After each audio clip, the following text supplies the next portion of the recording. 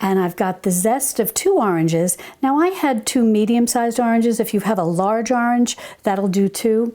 And you're going to want to save the juice and put that aside because we're going to use that mixed with honey later to glaze the rolls. So then I'm just going to go ahead and add this zest right in like that. Then I've got 2 teaspoons of cinnamon. I've got a half a teaspoon of cloves and a half a teaspoon of allspice. Now the spices for hot cross buns is really flexible. Some people will add cardamom, some people will also add nutmeg. It's really your choice and what you like.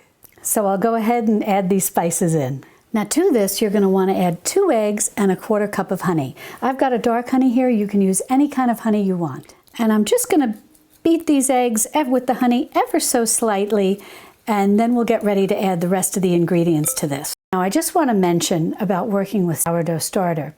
If you're worried that your final baked good may have a little bit of a sour taste to it, you can always add in, especially if you're new to serving sourdough to yourself or to your family or whatever the case may be, your friends, and you're worried that it may have a little too much of that sourdough flavor, you can always add in about a teaspoon or so of baking soda, and you do it at this point.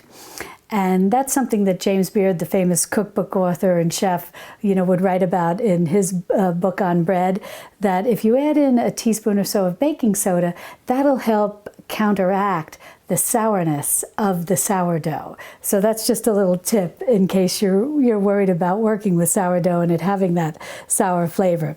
But in any event, alrighty, we'll get ready to mix in this fruit and salt, and then we'll go on to the next step. Look at this glorious golden brown hot cross buns. They took exactly 18 minutes. And now what we're going to do, while they're hot, I've got the glaze, and what I did was that orange juice and honey that I had in here, I brought it to a boil and then put it down to a simmer, and I reduced it by about half, and now I'm going to brush it with this sticky sweet glaze. I brushed the buns with this sticky sweet glaze. Ah, it's going to be delicious.